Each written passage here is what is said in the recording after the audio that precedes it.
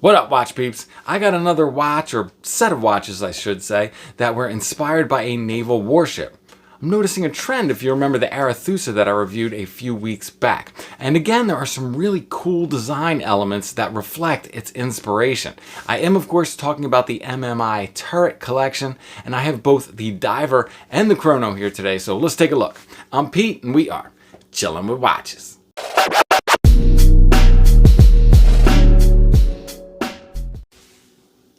Wrist check. I am wearing a super cool mod I just recently finished. It's in an SKX style case. Maybe I'll show you the loom on this at the end of the video when we check the loom of what's in here. Another really nice watch roll, kind of like a suede feel to it.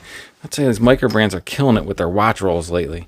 Inside you have your warranty card, and oh yeah, funny thing here, you know, I have a 7 1/4 inch wrist, and with the links I took out of these two watches, I can almost build a whole nother bracelet here. So if you are my large wristed viewers, you will be just fine with these bad boys, I think. So first up, we got the MMI turret. Now this is the diver. The dial on this thing is super cool.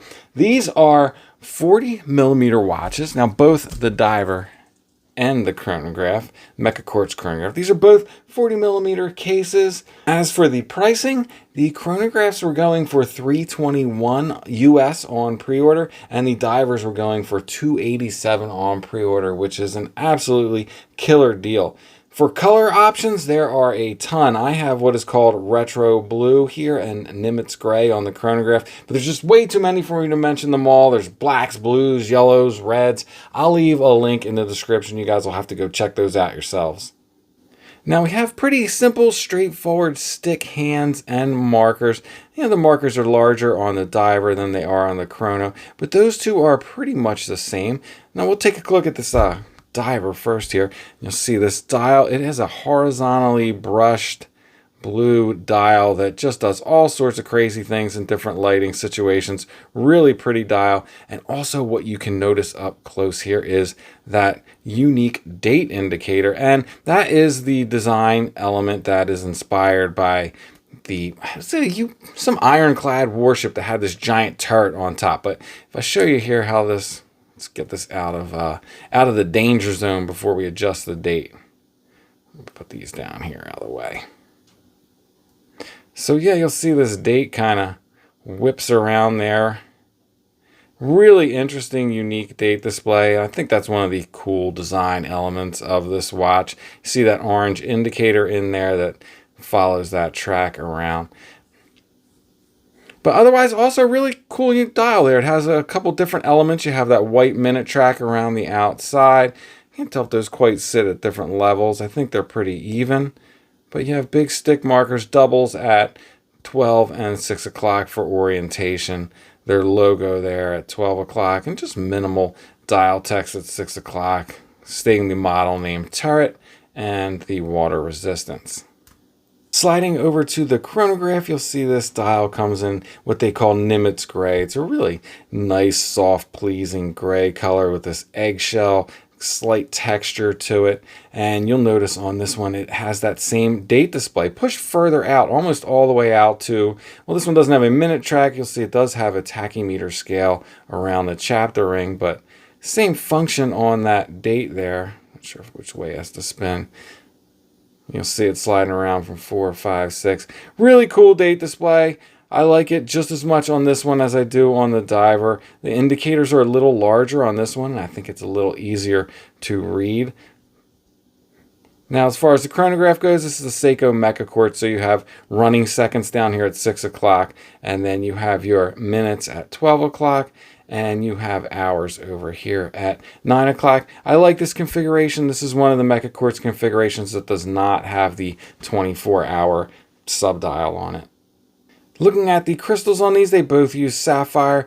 The chronograph has a double dome there, whereas the diver has a flat crystal. They both have AR coating on the inside. Now the bezels are made of ion plated steel, which I really like as a bezel material, and they are loomed with X1C3. We'll take a look at that at the end here. And the action on them is really nice. It's a little harder to grip on the chronograph. You're pretty much limited to gripping it from 12 to 6 o'clock.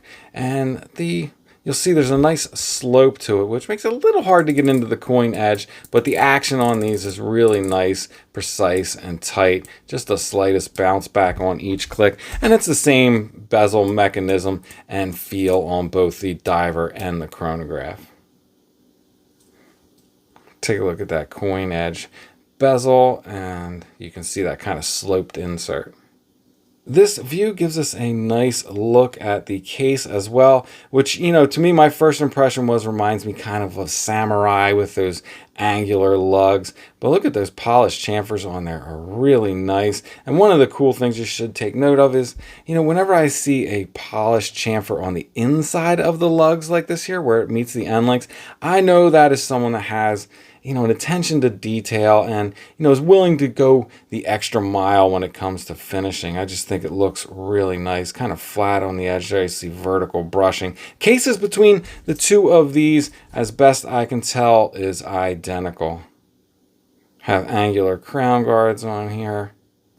Another nice detail that they kind of went extra for here is the loomed crown. We've been seeing that on more and more micro brands lately. I think it's a nice touch. Also has their turret logo. And if we flip it over to the back side here, we can take a look at the case back. Nothing too crazy going on there. Again, the turret logo in the middle with the spec sheet around the outside. Nice circular brushed case back.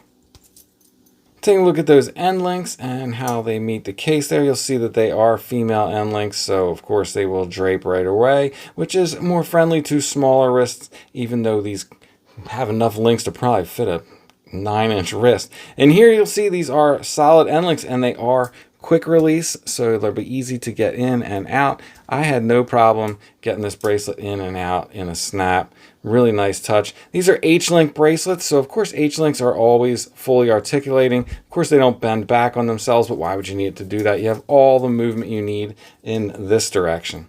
Now it's a 22 millimeter lug width, tapering down only 2 millimeters to 20. I kind of wish, I like a 4 millimeter taper. I think a 20 millimeter buckle is kind of large, especially when you look at it in relation to the watch. I would have loved to seen this taper down to 18 with an 18 millimeter buckle. I think that would have been fantastic. So this one is running a Mecha Quartz, no need for a Timegrapher. The diver is running a Seiko NH35, so let's throw it on the Timegrapher and see how it's doing. This one has settled in at about -3 seconds, -4 seconds a day. I think that is spectacular for a Seiko movement. I'll take anything within 5 seconds all day long. 270 on the amplitude, very healthy for a Seiko. Almost no beat error. This thing's running really nice. So these cases and their dimensions are identical with one exception that we will get to here in a minute. So going over the dimensions. This is a 40 millimeter case at both the bezel and the case. You'll see they are flush there. And it has a 47 millimeter lug to lug. Now, the only difference is in the thickness. This diver comes in at 13.5 millimeters. The chronograph comes in at 14.4 millimeters. And it's embarrassing how long it took me to figure out where that discrepancy was made up, as these mid cases is the same. I measured that. The case back is the same. The bezel is the same. And duh, it is obviously one thing left. That's the sapphire crystal. It's a double dome sapphire crystal on the chronograph that adds that extra bit of thickness. Both also have a 22 millimeter lug width. Going over some of the other specs, they both have a sapphire crystal. It is flat on the diver, double domed on the chronograph. Both feature AR coating on the inside. Now they both use X1 C3 Swiss Super Luminova, which is hands down my favorite loom, so we will get to take a look at that in just a second. Now the diver is running the Seiko NH35 movement. Chronograph is running the Seiko VK67A movement. Chronograph has 100 meters of water resistance, and the diver has 300 meters of water resistance. With the bracelets, size for my 7¼ inch wrist, both come in with relatively similar weights. The diver came in at 172 grams. The chronograph came in at 158. And with that, let's take a look at how they wear on wrist. Here you can see on my 7¼ inch wrist that the 40 millimeters is a really nice size watch. I think it wears well. Probably wears a little bigger than 40 millimeter just because it's rather chunky with those 22 millimeter lugs and that bracelet. I think this and the chronograph both wear almost identical. They're going to sit just the same on your wrist there. Really nice close to the wrist. Those turn down lugs kind of make up for the flat bottom of the case and the relatively large case back, but I think it still wears really nice. All right, let's take a look at them side by side, some other watches. And here is the turret next to the SPB. I wanted to show you this because the SPB is 40.5, 40 millimeters exactly at the bezel, but I think you can see here it presents as a much smaller watch, and I think it wears a lot smaller than the turret as well. It's not slightly thinner, but it just has that smaller dial opening and kind of just smaller features, shorter lug to lug that make it present as a smaller watch. Now another 40 millimeter watch that also wears a little larger than its size would be this Doxa. These two compare great. I think they wear very similarly. Again, same 40 millimeter size, both kind of chunky with a little bit of case back, kind of relatively flat mid cases. Great comparison if you've ever worn one of these. Lastly, I have the Seiko SKX, which is, like a 42 millimeter watch. Again, this one I think also probably wears pretty close to the turret, despite being slightly larger. Again, I think that's because of that smaller dial opening and the shorter lug to lug. All right, lastly, we got to talk about that X1 C3 Loom. Keep the Loom. And oh baby, of course the Loom on these is spectacular with X1 C3. It always is. And the coolest feature is, can you see that little orange bit there? That is the date indicator that is loomed in orange. These also have loomed crowns. Super cool. And I promised you guys maybe I'd show you the Loom on that mod I did. Check that bad boy out. All right, Killer Loom X1 C3. So there you go, the MMI turret collection. Man, I really like the dial on this blue one. Now, unfortunately, both of these models have sold out during pre-order, but they're still worth looking at. You guys might pick one of these up in the future. And these guys do have other watches coming out. So this gives us a good sense of their design language and their build quality. All right, before I let you guys go, sneaker check. Got some new Jordan 1 mids. Man, these look like the Shadow Pack, and these red laces are killing it. All right, that's it. I'm out. If it's not too much trouble, please like, subscribe, and come back next time. Peace.